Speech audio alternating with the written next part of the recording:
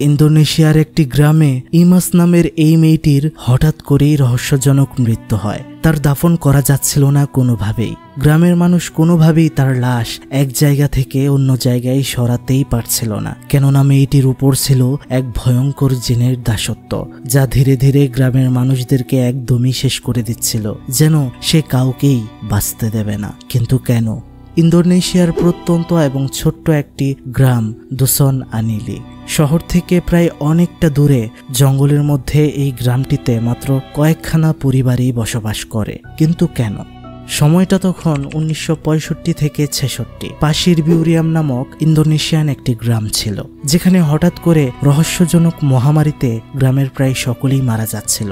কেবল বেঁচে গিয়েছিল এক দম্পতি, লেহমান আর আর্নি। তারা সেখান থেকে পালিয়ে গুনং কাম্বাং নামক একটি জঙ্গলে এসে বসবাস করতে শুরু করে। পরবর্তীতে তার 3 সন্তান সেই জায়গাতে তাদের পরিবার নিয়ে থাকতে শুরু করে, আর সেখান থেকেই এই নতুন গ্রাম দুসন আনিলির সূচনা।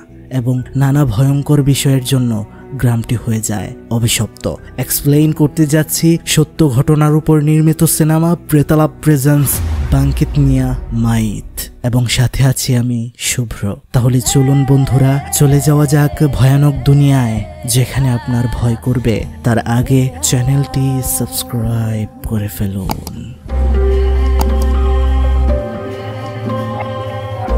ঘটনার শুরুতেই আমাদেরকে একটা জঙ্গল দেখানো হয়। সেই গভীর ঘন জঙ্গলে একটা গর্ভবতী মহিলা অসুস্থ শরীর নিয়ে একটা জায়গায় আসলো, যেখানটায় অনেক লম্বা লম্বা এবং চিকন গাছগুলোতে জায়গাটা আচ্ছাদিত। উপরে চেয়ে সে যেন কাউকে খুঁজছে। সেখানে সে রিঙ্গিং লাওয়াং নামক কিছু একটা স্মরণ করছিল, হাতে একটা ছুরি। সে রাগে ক্ষোভে বলতে থাকে, যারা আমার সাথে অন্যায় করেছে তাদেরকে শেষ করে দাও। এই বলে সে একটা ছবির উপর ছুরিটা ঢুকিয়ে দেয়। তৎক্ষণাৎ গাছগুলোর উপর থেকে নেমে আসে সাদা কাপড় পরিহিত এক অদ্ভুত অবয়ব, যে বলছিল, হে মানুষ, আমাদের আগমনের জন্য অপেক্ষা করো। যদি চাও তোমার ইচ্ছা পূরণ হোক, তাহলে আমাকে তোমার ঈশ্বর বানাও, আর তোমার প্রিয় কাউকে বলে দাও। দ্রুত আমার উপাসনা করো। মহিলাটি দেরি না করে সেই জিনিসটার পায়ে সিজদায় লুটিয়ে পড়ে। সে যখন সেজদা থেকে উঠল, আমরা দেখতে পাচ্ছিলাম তার চোখ সম্পূর্ণ কালো আধারে আবর্তিত হয়ে যায়, অর্থাৎ সে তার আত্মাকে শয়তানের কাছে উৎসর্গ করলো। এরপর আমাদেরকে দেখানো হয় পাশির বিউরিয়াম গ্রামে মহামারীতে সবাই মারা যাওয়ার পর লেমান আর আর্নি যেখানে গিয়ে বসতি স্থাপন করেছিল, সেখানে উত্তরাধিকারী সূত্রে 3 সন্তান তাদের পরিবার নিয়ে থাকে। একটি সন্তানের নাম হচ্ছে ন্যান্সি, ডিডিন, আর অন্যজন গুগুন। আমরা গুগুনকে দেখতে পাই যে তার ফ্রেন্ড ফ্রেডিকে নিয়ে শহর থেকে গ্রামে ফিরছে। অনেকদিন কাজের পর সে বাড়িতে ফিরছে। ফ্রেডি তাকে জিজ্ঞেস করছিল, এই অজপাড়া গায়ের মধ্যে কেন তুমি বারবার ফিরে আসো? কোনো সমস্যা হয় না? গুগুনের সেই একই কথা, এখানে থাকলে তার মন ফ্রেশ থাকে, কোলাহল মুক্ত পরিবেশ, তাই তার কাছে এই জায়গাটাই সেরা। পথে হালকা হওয়ার জন্য ফ্রেডি নেমে যায়। কিছু কথার মাধ্যমে দুজনেই মশকরা করছিল। সেখানে হঠাৎ করে ফ্রেডি লক্ষ্য করে সামনে জঙ্গলের মধ্যে সাদা কিছু একটাকে। সে বুঝতে পারছিল না জিনিসটা কি। দেখতে চেষ্টা করছিল, তখনই পেছন থেকে কেউ একজন তার গায়ে হাত দিল। এটা হচ্ছে ফরেস্ট গার্ড ইয়ায়াত চাচা। ফ্রেডি এতে খুবই ভয় পেয়ে যায়। এমনিতেই সে জঙ্গলকে অনেক ভয় পায়। তারা আবারও গ্রামের দিকে চলে যাচ্ছিল। বাড়িতে আসতেই গুগুনের স্ত্রী ন্যাং তাকে দেখে অনেক খুশি হয়ে যায়। অনেকদিন পর ফিরল গুগুন বাড়িতে। ওদিকে ফ্রেডি বাথরুমে যাওয়ার জন্য পাগল হয়ে আছে। গুগুন তাকে তাড়াতাড়ি যেতে বলল। এরপর আমরা একটা মেয়েকে রান্না করতে দেখতে পারি। অপরদিকে তার মা তাকে ডাকছিল, ইমাস, তুমি কি রান্নাঘরে? কিন্তু মেয়েটি কোনো জবাব দেয় না। আমরা শুনতে পাচ্ছিলাম কিছু অদ্ভুত আওয়াজ। মেয়েটি জানালা দিয়ে সামনে চাইলেই আমরা দেখতে পাই সেখানে রয়েছে অনেক অনেক অবয়ব, যেগুলো অবশ্যই জিন। সবাই সমস্বরে বলছিল, ওদেরকে মেরে ফেলো। হাতের পাশেই ছিল একটা ছুরি, সেটা হাতে তুলে নেয় সে, আর তার চোখ সম্পূর্ণ কালো বর্ণে রূপান্তরিত হয়। অন্যদিকে গুগুন আর তার স্ত্রী যখন আলাপচারিতায় ব্যস্ত, হঠাৎ তাদের পায়ের কাছে একটা মরা পাখি পড়ে যায়। ন্যাং বলে এটা হয়তো কোনো অভিশপ্ত ইঙ্গিত। গুগুন বিষয়টাকে পাত্তা দিল না। হয়তো বৃষ্টি হতে পারে, আবহাওয়া পরিবর্তন, তাই এমন হয়েছে। কিন্তু এটা নিয়ে তাদের ভাবতেই হয় তখন যখন আরো একটা পাখি তাদের সামনেই মরে পড়ে যায়। তারা যখন ঘরের ভেতরে চলে যাবে, পাশের বাড়ি থেকে কান্নার আওয়াজ। কি হয়েছে দেখতে তারা ছুটে যায়। এটা হচ্ছে কাসওয়ারা। সে কান্না করছিল কেননা তার স্ত্রী সুমিকে কেউ একজন মেরে ফেলেছে। সেখানে গ্রামের অনেকেই উপস্থিত হয়। সুমিকে কে মারলো? কসওয়ারা বলছিল ইমাস তার মাকে মেরে ফেলেছে। নিজের মাকে কিভাবে মারলো সেটা ডিডিন বিশ্বাসই করতে পারছিল না। এটা হচ্ছে জাং, যে কিনা নিংসির হাজব্যান্ড। সেখানে কসওয়ারা তার মেয়ে ইমাসকে মেরে ফেলতে চাইছিল রাগে। সবাই তাকে আটকায়। ঘরের মধ্যে আমরা ইমাসকে দেখতে পারছিলাম যে কিনা খুবই ভয়ে ছিল। শুধু বারবার বলছিল আমি কিচ্ছুই করিনি, আমার ভেতর থেকে অন্য কেউ এটা করেছে। কসওয়ারা ডিডিনকে বলছিল তাকে সুস্থ দেখলে কি হবে, তার ভেতরে ভিন্ন কিছু রয়েছে, শয়তান রয়েছে, তাকে বাঁচিয়ে রাখা যাবে না। গুগুন সেখানে বলছিল যাই হয়ে যাক না কেন তাকে আমরা মারতে পারি না, আর আমরা তো দেখিনি কে এটা করেছে। কসওয়ারা এই কথা শুনে অনেক রেগে যায়, বলতে থাকে তুমি কি বলতে চাইছো আমি নিজের বউকে শেষ করেছি? ডিডিন তখন সবাইকে থামায় আর বলে আমাদের ঠান্ডা মাথায় ভাবতে হবে। সে চলে যায় ইমাসের কাছে। ইমাস তাকে বারবার বলছিল ওটা আমি ছিলাম না। ডিডিন হতবাক। এরপরে আমরা দেখতে পাই কসওয়ারার বউকে খাটিয়ায় করে দাফন করতে নিয়ে যাওয়া হচ্ছে। সেখানে ফ্রেডি গুগুনকে বলছিল এই সংবাদটা কেন এখনো পুলিশে জানানো হলো না। গুগুন তাকে চুপ করতে বলে। দাফন শেষে জাং কসওয়ারাকে বলছিল যা হয়েছে মেনে নাও, কিছু করার নেই। কসওয়ারা বলছিল এটা এত সহজ নয়, কেমন লাগবে যদি তোমার নিজের মেয়ে তোমার স্ত্রীকে শেষ করে দেয়। সে খুবই দুঃখী ছিল, আমরা দেখতে পাচ্ছিলাম। ডিডিন সেখানে ফ্রেডিকে লক্ষ্য করে, তার শরীরটা চুলকাচ্ছে অদ্ভুত ভাবে।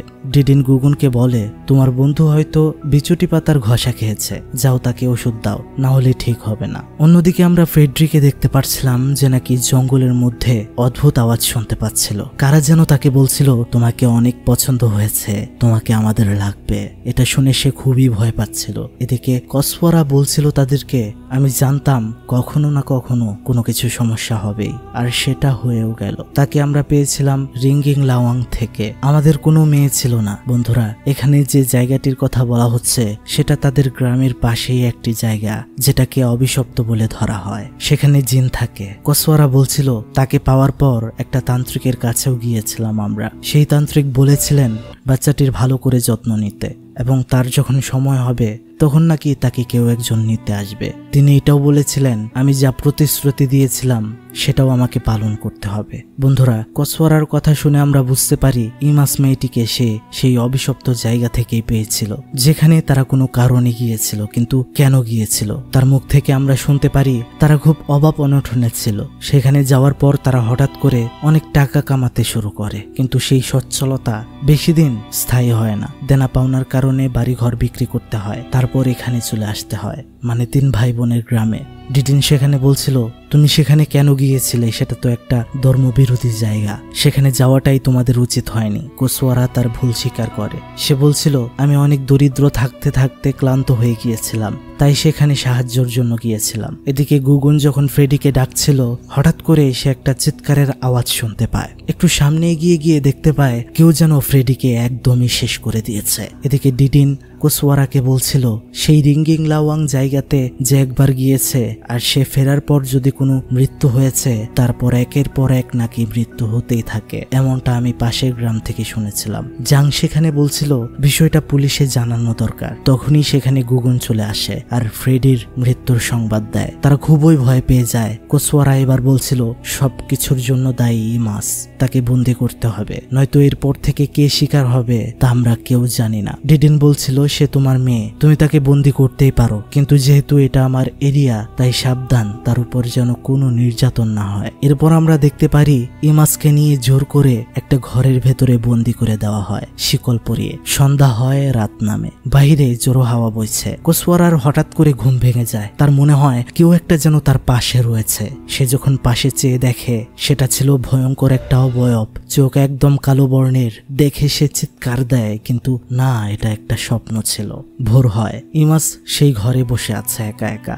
সেখানে ন্যান্সি তাকে দেখতে যায়। ন্যান্সি তাকে স্পর্শ করতেই দেখতে পারে ইমাস তার নিজের আঙুল কামড়াচ্ছে। তার আচরণ খুবই ক্ষিপ্ত। আরেকটা জিনিস ন্যান্সি লক্ষ্য করে, সেটা হচ্ছে কিছু রক্তের ফোঁটা ফ্লোরের মধ্যে পড়েছিল, যেটার পথ ধরে সামনে এগুতেই দেয়ালের মধ্যে সে দেখতে পারে রক্ত দিয়ে লেখা, তোরা কেউ বাঁচবে না। পেছনে ফিরতেই সে দেখতে পারে পেছনেই দাঁড়িয়েছিল ইমাস। তার চোখ হয়ে গিয়েছিল একদম কালো। সে খুবই ভয় পেয়ে যায়। জাং ডিডিং এর কাছে আসে এবং বলে তার মনে হচ্ছে যত দ্রুত সম্ভব দুইটা মৃত্যুর খবরই পুলিশের কাছে পৌঁছানো দরকার। ডিডিন বলে আমিও এটা নিয়ে চিন্তা করছিলাম, কিন্তু তুমি তো জানো এখান থেকে পুলিশ স্টেশন কতটা দূর। জাং বলছিল তাহলে অন্য কাউকেও তো আমরা পাঠাতে পারি। সেখানে ডিডিন বলছিল এত ধৈর্য হারা হইও না, সময় হলে আমিই যাব।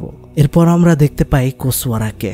সে তার স্ত্রীর না বেঁচে থাকা একদমই সহ্য করতে পারছিল না। সে বলছিল আমি সেই মেয়ের হাতে মরতে চাই না, তোমাকে হারিয়ে আমি শেষ হয়ে যাচ্ছি, মারতে হবে, হ্যাঁ তাকে মরতে হবে। এটা বলে সে একটা ছুরি নিয়ে চলে যায় ইমাসের বদ্ধ ঘরে। ইমাস কি যেন বিড়বিড় করছিল। কোসওয়ারার আগে বলছিল চুপ কর। এটা বলে যেই সে ছুরি দিয়ে আঘাত করতে যাবে দেখতে পারে ইমাসের চোখ একদম কালো বর্ণের, আর সে একা নয়, পেছনে রয়েছে অনেক অনেক জন। এগুলো কেউ মানুষ নয়। ইমাস চিৎকার করতে শুরু করে, ধোঁয়া ছেয়ে যায় ঘরের ভেতর। সে ছুরিটা কন্ট্রোল করতে পারছিল না। বাহির থেকে চিৎকার শুনে ডিডিন সহ সবাই সেখানে পৌঁছে দেখে কোসওয়ারার মৃত্যু হয়ে গিয়েছে খুবই বিভৎসভাবে। খুব শান্ত হয়ে বসে রয়েছে ইমাস। এসব লোমহর্ষক ঘটনাগুলো তাদেরকে ধীরে ধীরে আরো ভয় পাইয়ে দিচ্ছিল। দেখতে দেখতে কয়েকজনের গ্রামে 3 জন মারা গেল। তারা খুবই টেনশনে পড়ে যায়।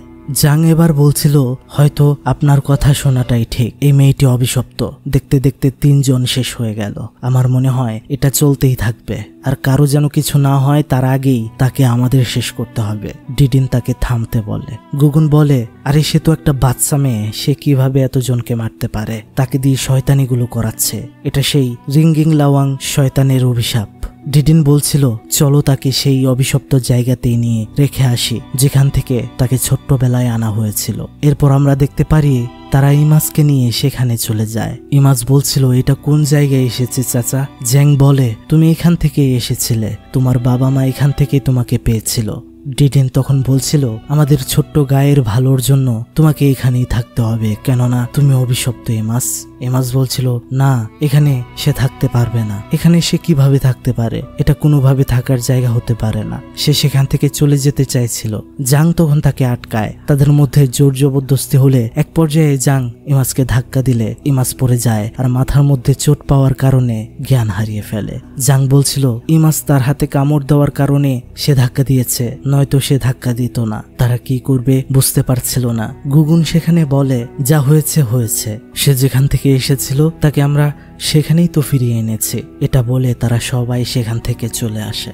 সন্ধ্যা সময় আমরা দেখতে পাচ্ছিলাম ডিডিন বাড়িতে গিয়ে দেখতে পারে ইমাস ফিরে এসেছে আর কান্না করছে। সে বলছিল আমাকে মাফ করে দাও ইমাস, এটা আমাদের পারার জন্য আমাকে করতে হয়েছে। ইমাস বলছিল দয়া করে আর আমাকে সেখানে ফিরিয়ে দেবেন না। ডিডিন খুব দুঃখ প্রকাশ করছিল। জাং আর গুগুন যখন সেখানে গিয়ে উপস্থিত হয় তারা চমকে ওঠে, হতবাক হয়ে যায়। ডিডিনকে তারা ডাকতেই কি হয়েছে এটা বলে তাদের দিকে তাকায়। তাদের মুখে ছিল ভয়, কিন্তু কেন? সে যখনই আবার ইমাসের দিকে তাকায় তখনই এটা ঘটে। সেখানে বসেছিল একটা ভয়ঙ্কর শয়তান। ডিডিন ভয় পেয়ে যায়। জাং সাহস করে একটা লাঠি নিয়ে সেটাকে অনেক মারতে শুরু করে। সেটাকে মেরেই ফেলতে যাবে, তখন তারা দেখতে পায় সেটা ইমাস, শয়তান না। তারা শয়তান ভেবে ইমাসকে মেরেছে। জাং বারবার বলছিল এটা ধোঁকা ছিল, আমি ইমাসকে মারিনি। ডিডিং তখন বলছিল চুপ করো, সে এখনো বেঁচে রয়েছে। গুগনকে এসে বলে তুমি তোমার বউ নেংয়ের কাছ থেকে ঔষধ নিয়ে আসো, কিন্তু তোমার বউ গুণাক্ষরেও যেন টের না পায় ইমাস কিভাবে আহত হয়েছে। তখন গুগন তার বউ নেংয়ের কাছে যায় আর ওষুধ চায়, বলে ইমাস আহত হয়েছে। এটা শুনে তার বউ তাকে জিজ্ঞেস করে এটা কিভাবে হলো। সে তখন মিথ্যে বলে ইমাস খাদ থেকে পড়ে গিয়েছিল। তারা যতক্ষণে ওষুধ নিয়ে সেখানে গিয়ে পৌঁছায় ততক্ষণে ইমাস দুনিয়া ছেড়ে দিয়েছে। রাতে আমরা নিংসিকে আর জাংকে দেখতে পারি। তাদের একটা ছোট্ট মেয়ে রয়েছে নাম রান্তি। জাং সেখানে খুবই অনুতপ্ত ছিল নিজের কাজের জন্য। তার বউ তাকে জিজ্ঞেস করে যে তুমি কেন কাঁদছো? সে বলছিল একে একে সবাই মারা যাচ্ছে এখানে, যদি তোমাদের কিছু হয়ে যায় তাহলে আমি কিভাবে বাঁচবো? কোন অভিশাপ লাগলো আমাদের উপরে? আমরা দেখতে পারি গুগুনের ওয়াইফ ন্যাং ডিডিংকে সেখানে বলছিল আমি ইমাসের দেহটা কাপড় দিয়ে ঢেকে দিয়েছি, কাল সকালেই তাকে গোসল দিতে হবে। ডিডিন বলে আচ্ছা ঠিক আছে, তোমরা ঘরে ফিরে যাও, আমি তাকে পাহারা দেব। ন্যাং বলে না, আপনার এত কষ্ট করতে হবে না, গুগুন এটা করতে পারবে। কিন্তু আমরা দেখতে পাচ্ছিলাম গুগুন একটু ভীত, ভয় পাচ্ছে। সেখানে তখন ফরেস্ট গার্ড ইয়ায়াত চাচা আসলে তাকে কিছু টাকা দিয়ে ইমাসের লাশ পাহারা দিতে বলে। সেও টাকা পেয়ে খুশি হয়ে যায়, সেখানে পাহারা দেওয়া শুরু করে সে। এরপর আমরা দেখতে পারি ন্যাংসি, জাং, রান্তি তারা ঘুমাচ্ছে। হঠাৎ করে দরজাটা খুলে গেল, বাইরে থেকে তাকে যেন কেউ ডাকছে। আমরা দেখতে পাচ্ছিলাম সেটা কিছু একটার ছায়া ছিল। ছোট মেয়ে রান্তি বাইরে বের হয়ে যায়। তার মা ন্যাংসি বুঝতে পারে তার মেয়েটা তার সাথে নেই। সে বাইরে বের হয় আর দেখতে পারে ফরেস্ট গার্ড শুয়ে রয়েছে, সামনে রয়েছে জীবন্ত ইমাস। যা দেখে সে খুবই ভয় পেয়ে যায় আর ঘরে ঢুকে দরজা বন্ধ করে দেয়। এদিকে হঠাৎ করে ফরেস্ট গার্ডের চোখ খুললে সে তার নিজের শরীরে নাড়াতে পারছিল না একদমই। সে মেঝেতে শুয়েছিল, কিন্তু এটা কিভাবে? সে তো বাইরে ছিল। পাশ ফিরতেই সে দেখতে পারে লাশের উপর থেকে কাপড়টা সরে যায়। তার দিকে চেয়েছিল ইমাস, চোখ তার কালো বর্ণ। সে কোনোভাবেই নড়তে পারছিল না। গুগন তখন তাকে ডাকে। সে উঠে পড়লে সে বুঝতে পারে এটা একটা ভয়ানক স্বপ্ন ছিল, কিন্তু সে এতটাই ভয় পেয়ে গিয়েছিল যে সেখান থেকে পালিয়ে চলে আসে। গুগন যখন ঘরের মধ্যে উকি দেয় সেখানে কোনো লাশ সে দেখতে পায় না। এতে সেও অনেক ভয় পেয়ে যায়। সে সোজা জাংকে গিয়ে বিষয়টা খুলে বলে আর তার সাথে এসে দেখতে বলে, কিন্তু সেখানে যাওয়ার পর লাশটা সেখানেই অক্ষত ছিল। তারা বুঝতেই পারছিল না তাদের সাথে কোন খেলা শুরু হলো। হঠাৎ করে কে যেন দরজায় কড়া নাড়ল। নিংসি উঠে গিয়ে দরজা খুলতেই সে কাউকেই দেখতে পায় না, কিন্তু আবারও দরজা কড়া নাড়ার শব্দ। সে বুদ্ধি করে এবার দরজাটা খোলে না, ভেতর থেকে বাহিরে উকি দেওয়ার চেষ্টা করে, কিন্তু বাইরে তো কিছুই নেই। কিন্তু সে যখনই পেছনে ঘুরে এটা ঘটে। সে চিৎকার দেয়, জাং সেখানে চলে আসে আর সেই ভয়ঙ্কর জিনিসটাও গায়েব হয়ে যায়। ওদিকে ন্যাংয়ের দরজাতেও কড়া নাড়ার শব্দ। দরজাটা খুলতেই সে দেখতে পারে ভয়ে ভীত হয়ে তার হাজব্যান্ড গুগন চলে এসেছে। গুগন বলছিল ইমাসের ডেড বডিটা নাকি কোসওয়ারার ঘর থেকে উধাও। ঠিক তখনই আবারও দরজায় কড়া নাড়ার শব্দ। দরজাটা খুলতেই ন্যাং অবাক হয়ে যায়, কেননা এবারও তার সামনে ছিল গুগন। তাহলে এতক্ষণ ভেতরে তার সাথে কে ছিল? সেইটা দেখে অনেক ভয় পেয়ে যায়। পরের দিন সকাল, তারা সবাই এতটাই ভয় পেয়ে গিয়েছিল যে কি করবে তা বুঝতেই পারছিল না। অলরেডি মৃতদেহ থেকে গন্ধ আসা শুরু হয়েছে। ডিডিন গুগনকে বলে তুমি কি উস্তাদ মুক্তিকে কল দিয়েছিলে? গুগন বলে হ্যাঁ আমি করেছিলাম, তিনি আসছে। আসলে তারা এখানে একটা কবিরাজকে আসার জন্য খবর পাঠিয়েছে। এর মধ্যেই আমরা দেখতে পারি সেই উস্তাদ মুক্তি এসে হাজির হয়। কোসওয়ারার ঘরেই রাখা ছিল ইমাসের লাশ। তারা ওইখানে যেতেই পারছিল না, এতটা গন্ধ হচ্ছিল। ওস্তাদ মুক্তি বলছিল চারপাশে কফির গুঁড়ো ছিটাতে হবে। গুগন সেটা এনে দেয়। তিনি লাশের চারপাশে কফির গুঁড়ো ছিটিয়ে দেয়। লাশটি দ্রুত স্নান করাতে হবে, তাই লাশটাকে বাইরে নেওয়া প্রয়োজন। তারা তিনজন মিলে লাশটাকে উঠানোর চেষ্টা করছিল, কিন্তু এতটাই ভারী ছিল লাশ, তাদের তিনজনের শক্তি কোনো কাজে আসছিল না। ডিডিন তখন বলে হয়তো আমাদের জায়গা পরিবর্তন করতে হবে। জায়গা পরিবর্তন করার সময় উস্তাদ বলে বিসমিল্লাহ পড়ে শুরু করো। বিসমিল্লাহ পড়ার পরেও কোনো লাভ হচ্ছিল না, লাশ তোলাই যাচ্ছিল না। উস্তাদ তখন লক্ষ্য করে লাশের উপরে শুয়ে রয়েছে সেই ভয়ঙ্কর শয়তান জিন। এটা দেখে উস্তাদ তো অনেক ভয় পেয়ে যায়। সূরা তেলাওয়াত করতে শুরু করে তিনি। তেলাওয়াতের বদলে সেখান থেকে হঠাৎই উধাও হয়ে যায় শয়তান। বিপত্তি শেষ হয়েছে মনে হয়। এটা মনে করতেই উস্তাদ পাশে খেয়াল করে সেই ভয়ঙ্কর শয়তানকে। তিনি আবারও তেলাওয়াত করতে শুরু করে সূরা নাস, সূরা ফালাক। কিন্তু সেটা এতটাই ভয়ানক ছিল যে সেটার মুখটা জ্বলন্ত অগ্নিশিখার মতো ছিল। সেটা বলছিল কোনো লাভ হবে না, তোরা কেউ রেহাই পাবি না। কিন্তু আমরা দেখতে পারি তেলাওয়াতের বদৌলতে সেটা সেখান থেকেও উধাও হয়ে যায়। লাশটাকে এখনো কিছু করা গেল না। সন্ধ্যার সময় উস্তাদ সবাইকে বলে তোমরা কি এমন করেছো যে কারণে এমন হচ্ছে, বিষয়টা কি? ডিডিন বলে আপনি যে লাশটা দেখতে পেরেছেন সেটা হচ্ছে কোসওয়ারা আর সমীর সন্তান, কিন্তু সে আপন নয়। তাকে কুড়িয়ে পেয়েছিল তারা, তাও আবার রিঙ্গিং লাওয়াং নামক সেই ভয়ঙ্কর অভিশপ্ত জায়গা থেকে। উস্তাদ তখন বলে বুঝতে পেরেছি, এই জন্যই সমস্যাটা হচ্ছে। মেয়েটি নিজেও অভিশপ্ত। সেখানে গুগুন মুখ ফসকে বলে ফেলে ইমাস এমনিতেই মারা যায়নি, আমরা মেরে ফেলেছি তাকে। সবাই কথাটা শুনে স্তব্ধ হয়ে যায়। কে করলো এটা?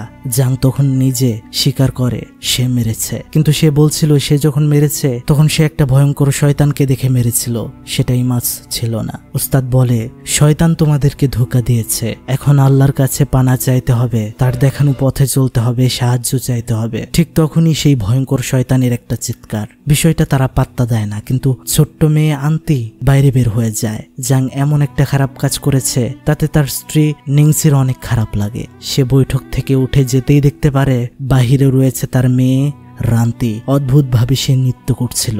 সে সামনে গিয়ে তার মেয়েকে ধরে। রান্তি তার দিকে ফিরে বলছিল, তুমি কে? সে বলছিল, আমি তো তোমার মা, চিনতে পারছো না? কিন্তু সেটা অদ্ভুত একটা কণ্ঠে বলছিল, আমার মা মারা গিয়েছে, আমার মা মারা গিয়েছে। এটা বলেও নাচতে শুরু করে। নিংসি চিৎকার দেয়।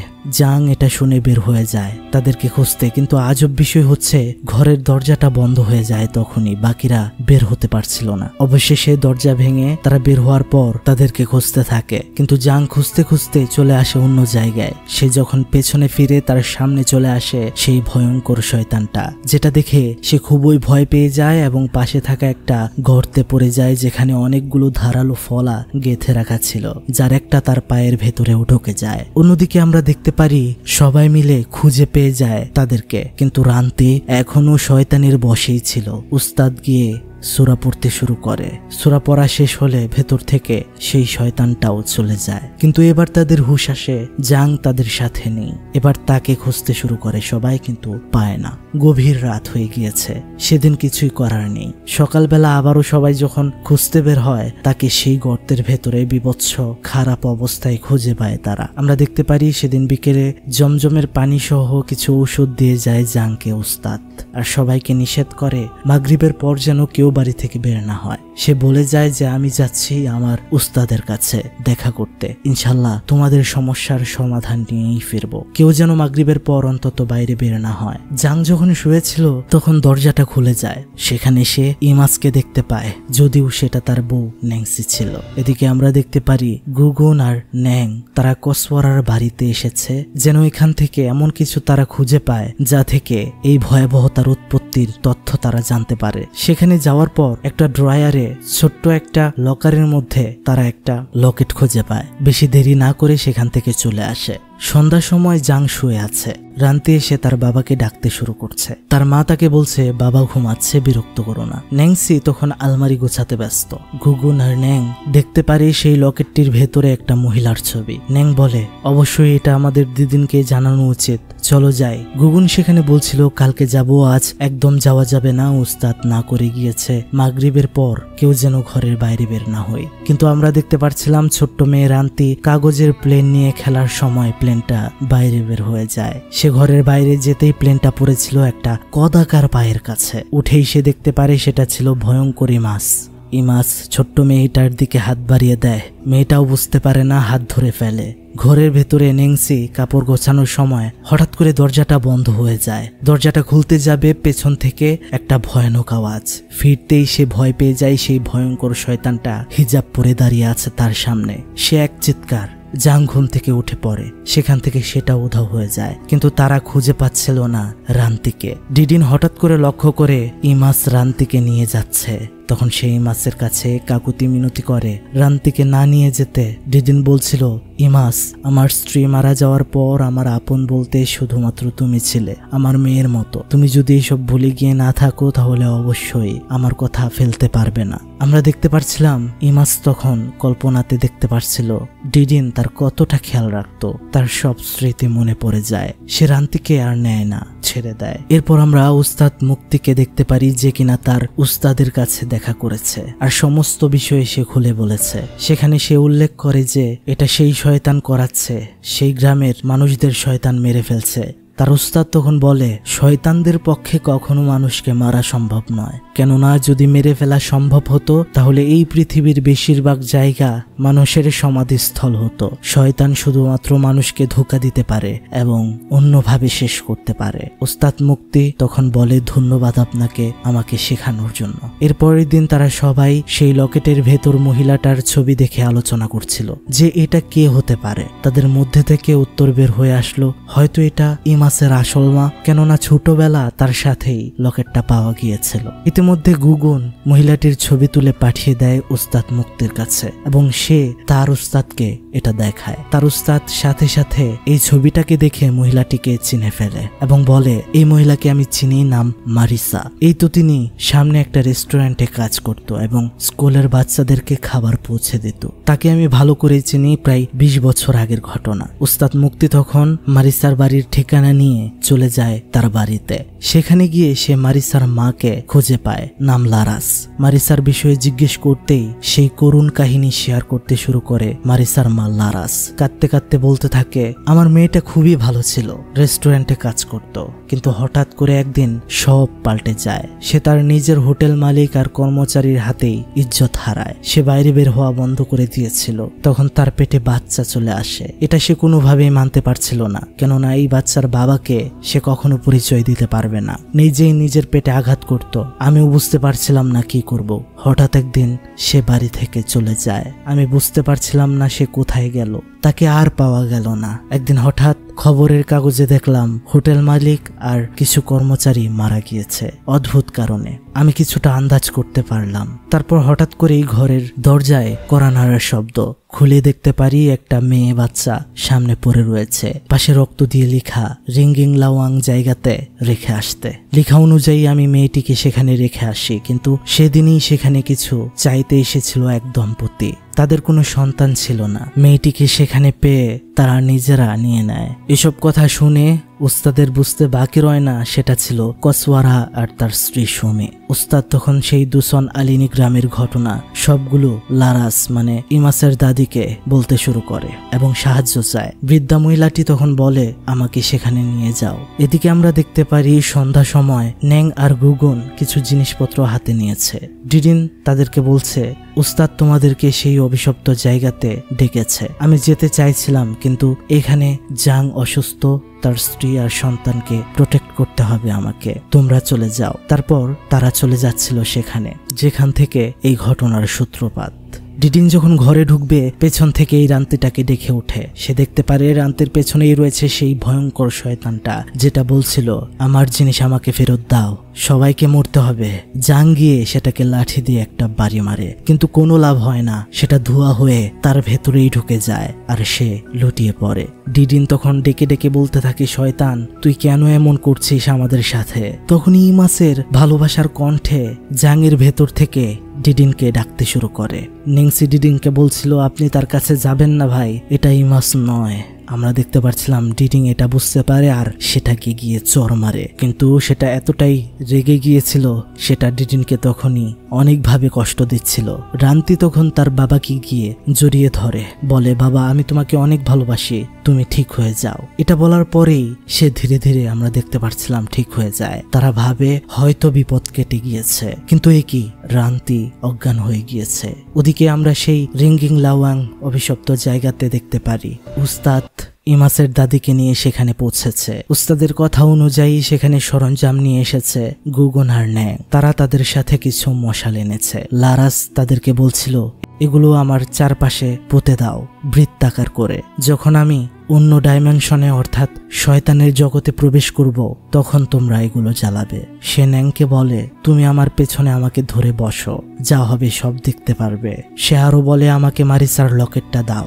গুগন তাকে লকেটটা দেয়। তখনই সে মন্ত্র পড়তে শুরু করে। ঘাড়টা তার হঠাৎ করেই নিচে পড়ে যায়। তখন 6টা মশালও তারা জ্বালিয়ে দেয়। তার চারপাশে মশালগুলোর অর্থ হচ্ছে যতক্ষণ সেই মশালগুলো জ্বলবে ততক্ষণই সময় তার সেই দুনিয়াতে থাকার, এর ভেতরে তার সেখান থেকে বের হয়ে আসতে হবে। আমরা দেখতে পারি সে প্রবেশ করে সেই ডাইমেনশনে এবং ইমাজকে খুঁজতে শুরু করে। সেখানে ইমাজকে সে পেয়েও যায়, নিজেকে সে পরিচয় দেয় দাদিমা হিসেবে। কিন্তু ইমাজ বলতে শুরু করে, আমার কোনো দাদিমা নেই, আমার কোনো পিতৃ পরিচয় নেই। এটা বলে কাঁদতে শুরু করে, কেননা ছোটবেলা থেকে সে খুবই কষ্ট নিয়ে মানুষ হয়েছে আর শেষমেশ শয়তানের হাতে বন্দী। তখনই তাকে পিছন থেকে কিছু একটা টেনে অন্য কোথাও নিয়ে যায়। তার দাদি তাকে আবারও খুঁজতে শুরু করে, কিন্তু অন্যদিকে আমরা দেখতে পাচ্ছিলাম মশালগুলো নিভে আসছিল।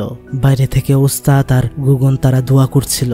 সেই ডাইমেনশনে আবারও তার দাদি ইমাজকে খুঁজে পেয়ে যায়। ইমাজকে বলে, চলো আমার সাথে চলো, আমি এখনো বেঁচে আছি, তোমার রক্ত আমি, তোমার জন্য আমার মন কাঁদে। আমরা দেখতে পাচ্ছিলাম ইমাজ তার দাদিমার কথাতে গলে যায়, কিন্তু সেখানে চলে আসে সেই ভয়ঙ্কর শয়তানটা।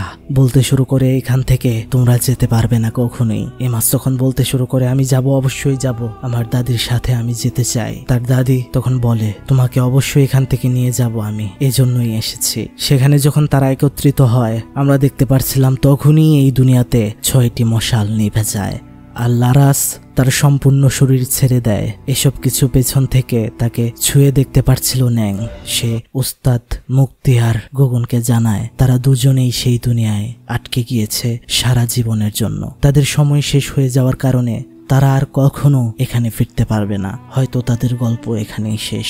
তখনই ফজরের আজান। এদিকে সাথে সাথে রান্তির জ্ঞানও ফিরে এসেছে। তারা সবাই খুবই খুশি। গ্রামের মধ্যে মারা গিয়েছে 3 জন। আমরা দেখতে পাচ্ছিলাম সকাল হলেই তারা পুলিশকে খবর দিয়ে নিয়ে আসে। সব লাশ তোলার জন্য কবর খোঁড়া হয়, কিন্তু আশ্চর্য বিষয় হচ্ছে কবরগুলিতে কোনো লাশই ছিল না। এই রহস্য রেখেই শেষ করা হয় এই ভয়ানক মুভিটি। আসলে ঘটনাতে আমাদেরকে দেখানো হয়েছে ইমাসের মা মারিসার সাথে হওয়া অবিচারের প্রতিশোধ নেওয়ার জন্য সে জিনকে তার রব বানিয়েছিল এবং তাকে উপাসনা করতে শুরু করে, যা আমরা ঘটনার প্রথমেই দেখতে পেয়েছিলাম। আর তার বাচ্চা হওয়ার পর সেটা সে জিনের কাছে উৎসর্গ করেছিল, কারণ আমরা জানি শয়তান অথবা জিন তাদের কাছে কিছু বলি না দিলে তারা খুশি হয় না। মারিসা তার মাকে মানে লারাসকে দিয়ে তার সন্তানকে উৎসর্গ করেছিল সেই রিঙ্গিং লাওয়াং শয়তানের কাছে, যে কারণেই তার সাথে যারা অবিচার করেছিল তারা মারা গিয়েছিল। কিন্তু ইমাজ ভালোভাবে উৎসর্গ হয়নি, কেননা লারাস সেখানে রেখে আসার পরেই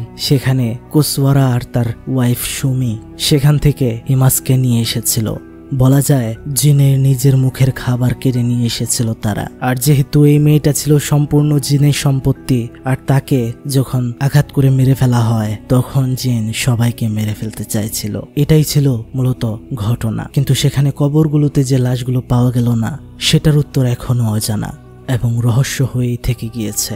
আশা করছি বন্ধুরা ঘটনাটি আপনারা বুঝতে পেরেছেন। তো বন্ধুরা, কেমন লাগলো আজকের এই ঘটনাটি তা কিন্তু অবশ্যই কমেন্ট বক্সে জানাতে একদমই ভুলবেন না। ভালো লাগলে একটি লাইক করে দেবেন, চ্যানেলটি সাবস্ক্রাইব করে পাশে থাকা বেল আইকনটা অল করে দেবেন, যেন এরকমই আরো ভালো সুন্দর হরর ঘটনাগুলো সবার আগে আপনি দেখতে পারেন। ভালোবেসে একটা কমেন্ট করে দিয়েন, কেননা আপনার এক একটা কমেন্ট, এক একটা লাইক আমাকে নতুন ভিডিও বানাতে অনেক আগ্রহ যোগায়। আজকের মতো বিদায় নিচ্ছি, দেখা হচ্ছে আরো একটি ভয়ানক ঘটনার মধ্য দিয়ে। ভালো থাকবেন সে পর্যন্ত সবাই, ভালো রাখবেন সবাইকে। আল্লাহ হাফেজ, আসসালামু আলাইকুম।